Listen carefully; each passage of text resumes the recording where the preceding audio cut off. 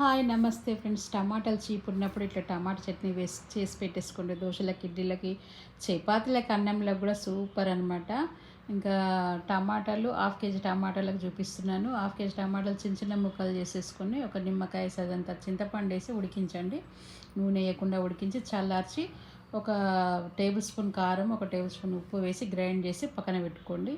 ఒక కప్పు నిండా ఆయిల్ తీసుకోండి. పల్లి నూనె, ఆవాలు, జీలకర్ర, మినపప్పు, శనగపప్పు, ఎండుమిర్చి, కరివేపాకు వేసేసి వెల్లుల్లి మాత్రం ఒక 15 వెల్లుల్లి రెబ్బలు కచ్చా పక్కా దంచి వేయండి.